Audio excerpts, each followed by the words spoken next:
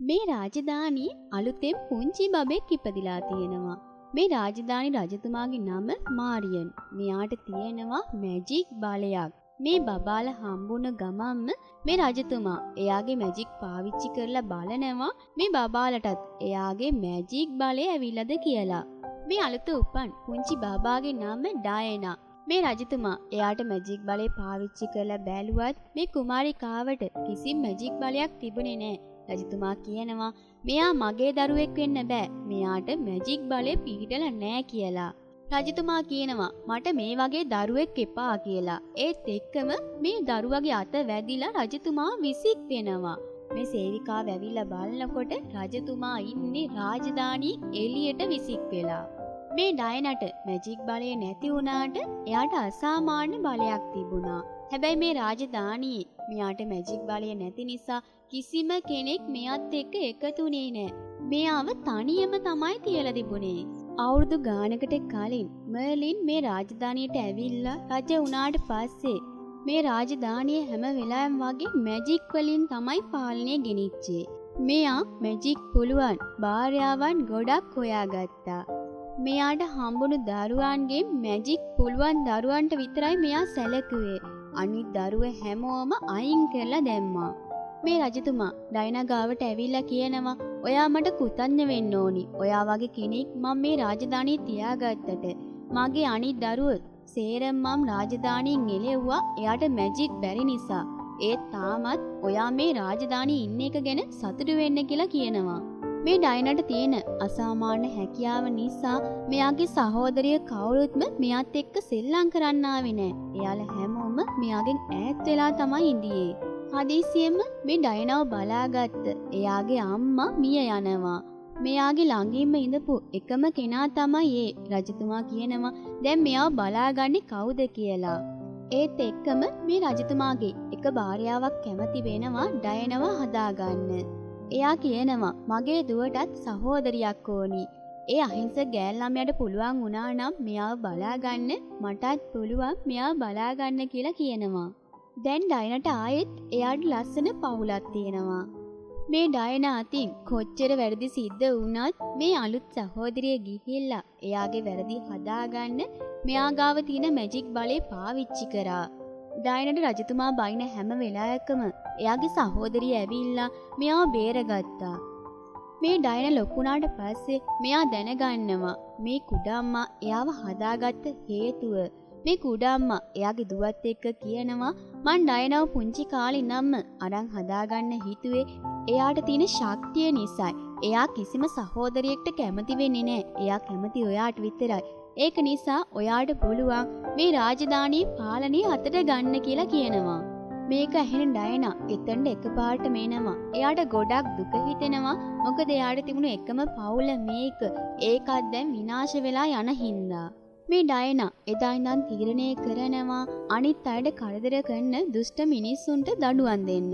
මේ ඩයනාගේ ශක්තිය නිසා අනිත් අයට උදව් කරනවා වගේම ඒකෙන් තවත් කෙනෙක්ට කරදරයක් තමයි හැම වෙලාවෙම සිද්ධ වුනේ. ඩයනා එක ගෑළමෙක් එක්ක කියනවා මම ආයි රාජධානියට යන්නේ නැහැ. මම රාජධානියට ගියා කියලා වෙන්නේ තාත්තා මාව ආයිත් රාජධානියෙන් එලවලා දාන එක විතරයි කියලා. ඒත් එක මෙයා දකිනවා මෙතන කට්ටියක් එක පිරිමි ළමයට කරදර කරනවා. ඩයනා ගිහිල්ලා ඒ සේරටම හොඳටම ගහනවා. ඒ අතරතුරේදී මේතනට පිරිමි ළමෙක් ඇවිල්ලා ඩයනාගේ කෝප්පෙට මොනවා හරි දාලා යනවා. මේ ඩයනා ආයෙත් අර කෝප්පේ ගාවට ආවට පස්සේ මෙතන ඉන්න ගෑල් ළමයා ඒකට බීම ටිකක් දාලා දෙනවා. මේ ඩයනාත් ඒක හරිම රස කර කර බොනවා. මේ කෝප්පෙට තමයි අර පිරිමි ළමෙක් ඇවිල්ලා මොනාද බෙහෙත් එකක් දාලා ගියේ. රජතුමා එයාගේ දරුවෝ සියල්ලම ගෙනහැල්ලා කියනවා මගෙන් පස්සේ මේ රාජධානිය අයිති වෙන්නේ වැඩියම බලය තියෙන කෙනාට කියලා. ඩයනා වගේ නිකම් බලයක් නැති කෙනෙක්ට නම් මේ රාජධානියේ ඉන්න බෑ කියලා කියනවා. මෙතනට එනවා ඩයනා. එයාට හොඳටම කේන්ති ගිහිලා කියනවා මට කිසිම දෙයක් ඕනි නෑ. මම මේ රාජධානියේ ඉන්නෙත් නෑ. මට මොකවත් කියන්න එන්න එපා කියලා. මෙතන ඉන්න අනිත් සහෝදරයටයි හොඳටම කේන්ති ගිහිල්ලා ඩයනාට ගහනවා. එතනට අනිත් සහෝදරිය ඇවිල්ලා එයාව බේර ගන්නවා.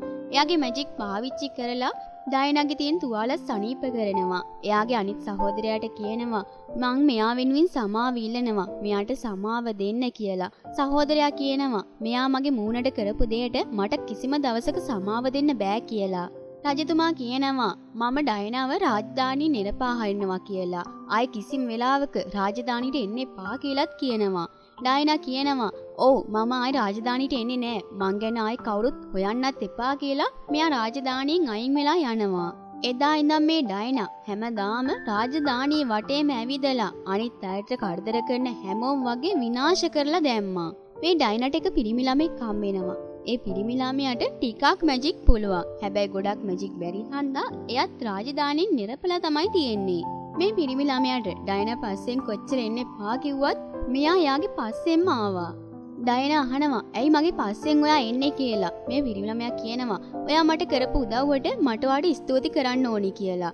ඔයාට නම් ශක්තිය තියෙන නිසා හැම කරදරයකින්ම බේරෙන්න පුළුවන්. හැබැයි මට එහෙම බෑ. මට ශක්තියක් නැති නිසා මං හැම වෙලාවෙම කරදරේ වැටෙනවා කියලා කියනවා. ඔහොම කතා කර කර ඉද්දි ඩයනාට ඇහෙනවා කවුරු හරි ආව බේරගන්න කියලා කෑ ගහන සද්දේ. මෙයා ඉක්මනට ගිහිල්ලා එතන තිබුණ ගෙදර දොර කඩනවා. කඩලා ඇතුළ බලද්දිම එයා දකිනවා එතන ඉන්නේ පොඩි ළමයි දෙන්නෙක්. මේ දෙන්නත් එක්ක නාට්‍යයක් පුරුදු වෙන ගමන් තමයි ඉඳලා තියෙන්නේ. ඒ ළමයා කෑ ගහනවා අනේ මගේ ගෙදර දොර කියලා. ඩයනා මේ ගෑන් ළමයාගේ සමාව ඉල්ලනවා. එතකොට මේ පිරිමි ළමයා කියනවා මං ඔයාට උදව් කරන්නම්. මගේ මැජික් පාවිච්චි කළා මම ඒ දොර හදන්නම් කියලා කියනවා. ඒ වෙනුවට මට ඔයත් එක්ක ඉන්න දෙන්න කියලා මේ පිරිමි ළමයා කියනවා. මේ ඩයනාත් ඒකට එකඟ වෙනවා. මේ පිරිමි ළමයාත් එයාගේ මැජික් පාවිච්චි කරලා මෙතනදී දොර හදනවා. දොර හදලා ඉවරනට පස්සේ ඩයනා ඇවිල්ලා අහනවා ඇයි මෙච්චර වෙලා ගත්තේ කියලා. මේ පිරිමි ළමයා කියනවා ඔයාට මම කිව්වනේ මගේ මැජික් ගොඩක් දුර්වලයි කියලා. ඒකයි මෙච්චරලා ගියේ කියලා කියනවා. දැන් ඔයා මට ඔයාගේ පස්සෙන් එන්න ඉඩ දෙන්න ඕනේ කියලා කියනවා. මේ පිරිමි ළමයාගේ පස්සෙන් බල්ලෙක් කෙලවන්න පටන් ගත්තා. ඒත් එක්කම මේ ඩයනාව ගමේ ඉන්න මිනිස්සෙක් අල්ලගෙන ඉඳියා. එකපාර මේ ඩයනා ඒ මිනිස්සයා විසික් කරලා දානවා. එයා විසික් කරපු පාර එතන ඉඳපු ළමයේගේ බෝනික්ගේ දෙකට කැඩුනා. ඒ පුංචි ළමයා හොඳටම අඬන්න පටන් ගත්තා. ඩයනා අතින් මේ කැඩුණු බෝනික්කවත් මේ පිරිමි ළමයාගේ මැජික් බලය පාවිච්චි කරලා ආයෙත් හදලා දෙනවා. මේ පිරිමි ළමයා කියනවා මගේ තාත්තා මාව ගෙදරින් අයින් කරා. මට මැජික් බලය බැරි නිසා. ඒක නිසා තමයි ඔයාලා වගේ ශක්තිමත් අයව මා අගය කරන්නේ කියලා ඩයනාට මේ පිරිමි ළමයා කියනවා. ඩයනාට යාගේ සහෝදරිය මතක් වුණා. ඊට පස්සේ මෙයා මේ පිරිමි ළමයාත් එක්ක හොඳ යාළුවෙක් විදිහට ඉන්න පටන් ගත්තා. එක දවසක් මේ ඩයනා ඉන්න තැනට එනවා එයාගේ එක සහෝදරයෙක්. ඇවිල්ලා කියනවා මං ඔයා ඉන්න දෙන හොයාගත්තා කියලා. ඩයනා කියනවා ඔයාලා දැන් මාව මාලිගාවෙන් පැන්නුවනේ. ඇයි ආයෙත් මාව හොයාගෙන ආවේ කියලා. මේ සහෝදරයා කියනවා ඔයා මගේ මූණ කැත කරා. ඒකට මට ඔයාගෙන් පලි ගන්න පුළුවන් කියලා. මේ ඩයනයි එයාගේ සහෝදරයා අතර සටනක් ඇති වුණා. ඒකින් මේ ඩයනා සහෝදරට හොඳටම පහර දුන්නා. රාජධානි රජතුමා ඩයනට ආරාධනා කරලා තිබුණා එයාලත් එක්ක සටන් කරන්න එන්න කියලා. මේ ඩයනා එක්කින පිරිළමයා කියනවා අපි මේ රජතුමාව පරාද කරන්න ඕනේ කියලා. එයාගේ ඇඟේ කිසිම මැජික් බලයක් නැහැ. එයාගේ මැජික් බලය තියෙන්නේ එයා දාගෙන ඉන්න මාලේ කියලා කියනවා. ඒ මාලේ රාජධානියේ එක කාමරයක් ඇතුලේ පරිස්සමට තියා තියනවා කියලා කියනවා. එයාගේ මැජික් බලේ හන්ද තමයි අපි වගේ මිනිස්සු ගොඩක් දුක් විඳින්නේ කියලා මේ පිරිළමයා කියනවා. ඒක නිසා අපි වගේ අයට උදව් කරන්න කියලා ඩයනාගෙන් ඉල්ලනවා. ඒකට මේ ඩයනාත් කැමති වෙනවා. ඒත් එක මේ පිරිමි ළමයා ඩයනාට දෙනවා එක ඇඳුමක්. එයා කියනවා මේක මම අවුරුදු ගාණක් තිස්සේ හැම මැජික් බලයක්ම පාවිච්චි කරලා තමයි හැදුවේ. මේක ඇඟට දාගත්තට පස්සේ ඔයාට තවත් ශක්තිය වැඩි කරනවා කියලා කියනවා. ඩයනා කියනවා මම මේ වගේ ඇඳුම් වලට කැමති නෑ. මේක මට ගැලපෙන්නේ නෑ කියලා කියනවා. මේ ඩයනා එළිය ඇවිදගෙන යද්දි මෙයාට හම්බ වෙනවා එක කබායක්. ඒත් එක්ක මෙයාට මතක් වෙනවා අර කඩේදී ඉඳ පිරිමි ළමියත් මේ කබායක් දාගෙන ඉඳියා කියලා. මේ පිරිමි ළමයා ඩයනාට ගෙනත් දෙනවා එක ලස්සන ඔටුන්නක්. මෙයා දාගෙන ඉඳපු ඔටුන්න අයින් කරලා එයා අර ඔටුන්න දාගන්නවා. එයාගේ බලය තවත් වැඩි වෙනවා. ඩයනා කොහොම හරි කරලා මාලිගාව ඇතුළට එනවා. ඇවිල්ලා සෙබළුන්ට පහර දෙනවා. ඒත් එක්කම අර පිරිමි ළමයා ගුහාවක් ඇතුළේ ඉඳගෙන කියනවා අර මාලේ අරගෙන ආයෙත් එයා ගාවට එන්න කියලා. මේ ඩයනාත් එයාගේ ශක්තිය පාවිච්චි කරලා මාලිගාවේ ඉන්න සෙබළුන්ටත් පහර දීලා එයා සැලසුම් කරපු විදිහටම අර කාමරේ හොයාගෙන රාජධානිය ඇතුළට එනවා. ඩයනා මේ කාමරේ ගාවට ඇවිල්ලා එතන තියෙන බිත්තිය කඩනවා. මෙයා මේ මැජික් වලින් වහලා තියෙන කාමරේ ඇතුළට ගිහිල්ලා අර මාලේ හොයාගෙන එයාගේ අතට ඒක ගන්නවා. ඩයනා ඒක අතට ගත්තට පස්සේ මෙයා කල්පනා කරනවා මේ කායෙත් අර පිල්ලමෙට ගෙනින් දෙනවද නැද්ද කියලා. මොකද ඩයනාට ඒ පිල්ලම ගැන සැක හිතෙනවා. ඒක නිසා ඩයනා යනවා රජතුමාගේ කාමරේට මෙයා ගැන විස්තර ටිකක් හොයාගන්න. මෙතනට එනවා මේ ඩයනාගේ සහෝදරියත්. ඔය අතරතුරේදී රජතුමා දකිනවා එයාගේ කාමරේට කවුරු හරි ගිහිල්ලා තියෙනවා කියලා. මෙයාලා යනවා මේ මාලේ හොයාගෙන. මෙතෙන්දි රජතුමා දකිනවා ඩයනා ඉන්නවා. ඒ දෙන්නත් එක්කම ඩයනාට පහර දෙනවා. එයා ඉතින් කොහොම හරි බේරිලා රජ මාලිගාවෙන් එළියට ඇවිල්ලා ආයෙත් අර පිරිමි ළමයා ගාවට මෙයා එනවා. එතෙන්ට ආවට පස්සේ ඒ පිරිමි ළමයා කියනවා ඒ මාලේ ඉක්මනට මට දෙන්න කියලා. මේ ඩයනා ඒ පිරිමි ළමයාත් අරගෙන අර වලෙන් උඩට එනවා. ඇවිල්ලා රජතුමාගෙන් අහනවා මෙයාව මතකයිද කියලා. මේ පිරිමි ළමයා තමයි රජතුමා පොඩි කාලේ රාජධානියෙන් පන්නලා දාපු පිරිමි ළමයා. මෙයා පොඩි කාලේ ඉඳන්ම ඩයනාගේ පස්සෙන් ඉඳලා තියෙනවා ඩයනාගේ බලය පාවිච්චි කරලා රාජධානිය අල්ලගන්න. ඩයනා කියනවා මම ඔයා ගැන දැනගෙන තමයි ඉඳියේ. මම මගේ නිදහස වෙනුවෙන් ඔයාව රජතුමාට ආයෙත් බාර දෙනවා කියලා කියනවා.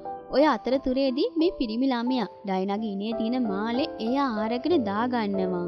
මේ පිරිමි ළමයා ඒ මාලේ දාගත්තට පස්සේ එයා හිතපු නැති විදියට එයාට බලයක් ලැබෙනවා. මේ ඩයනාට හොඳටම පහර දීලා එයාගේ ඔළුවේ තිබුණු ඔටුන්නත් ගන්නවා. දැන් ඩයනාටත් කිසිම බලයක් නැහැ. මේ පිරිමි ළමයා හදලා තිබුණු සුපිරි ඇඳුමත් මවලා එයා ඒකත් ඇඳ ගන්නවා. එයාට දැන් තවත් බලය වැඩි වෙනවා. ඩයනාගේ සහෝදරිය ඇවිල්ලා මේ පිරිමි ළමයාට සටන් කරන්න හැදුවත් කිසිම කෙනෙක්ට සටන් කරගන්න බැරුව යනවා. රජතුමාත් හොඳටම බය වෙලා රජ මාලිගාවෙන් පැනලා දුවනවා. මේ පිරිමි ළමයා සහෝදරියන්ටත් පහර දෙන්න පටන් ගත්තා. ඒත් එක්කම ඩයනාගේ සහෝදරියත් මෙයා අල්ල ගන්නවා. ඒක දකින ඩයනා යනවා අර පිරිමි ළමයට පහර දෙන්න. ඒත් එක්කම මේ ඩයනාට ඒ පිරිමි ළමයා පහර දෙනවා. කොහොම හරි කෙල්ලා මේ ඩයනාගේ සහෝදරිය එයාගේ මැජික් පාවිච්චි කරලා මේ ඩයනව සනීප කරනවා. ඩයනාට සනීප වුණු ගමම්ම මෙයා දුවලා ගිහිල්ලා අර පිරිමි ළමයට හොඳටම ගහනවා. ඩයනා සහෝදරිය සේරම බේර ගන්නවා. ඒත් එක්කම එයාගේ සහෝදරියෝ මෙයාට තියෙන ශක්තිය අගය කරනවා. මෙතන රජතුමාත් එනවා. එයා ඇවිල්ලා කියනවා මට ආයෙත් අර මාලේ ලබා දෙන්න කියලා. ඩයනා කියනවා ඔයා හන්ද තමයි අපේ සහෝදර සහෝදරියෝ වෙන් උනේ.